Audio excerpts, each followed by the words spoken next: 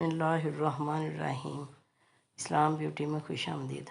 हमने आसमानों में परिंदों की मानद उड़ना सीखा, मछलियों की तरह तैरना जाना, मगर आज तक हम भाइयों की तरह एक साथ रहने का सादा सफ़र ना सीख पाए।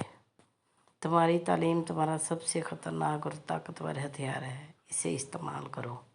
हम ऐसे मुनाफिक लोग हैं कि किसी की तकलीफ़ को इसके गुनाहों की सज़ा समझते हैं और अपनी तकलीफ़ को आजमाइश। इंसान को अपने अयूब पर नज़र रखनी चाहिए, वरना उसकी नेकियों को नज़र बद लग जाएगी। अगर तुम्हें ज़िंदगी की हकीकत मालूम हो जाए तो बेशक तुम कोई और साथी ना चुनोगे सिवाय अल्लाह और उसकी मोहब्बत के। अगर तुम्हारे पास बहुत ज़्यादा है तो अपनी दौलत में से दो, और अगर कम है तो अपने दिल में से दो। अपने अंदर तब्दीली की कोशिश करनी चाहिए। औलिया अल्लाह की सोहबत अख्तियार कर, तेरे अंदर तब्दीली पैदा हो जाएगी। खुदा जब किसी बदबख्त को दुख देना चाहे तो वह बदकिस्मत नाशुक्री का रास्ता अख्तियार कर लेता है।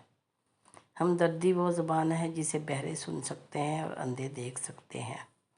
मुश्किल दस्तक दे तो खौफज़दा ना हो, आगे बढ़कर दरवाज़ा खोल दें, क्योंकि कामयाबी हमेशा मुश्किल का भेस बदल कर आती है।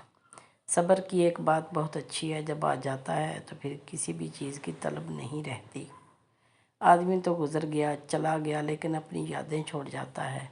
और कभी यूँ भी होता है कि वो ज़िंदगी में इतना कुछ नहीं था जितना चले जाने के बाद जितना कुछ हो गया। किसी को इसकी ज़ात और लिबास की वजह से हकीर ना समझना, क्योंकि तुम्हें देने वाला और उसको देने वाला एक ही है।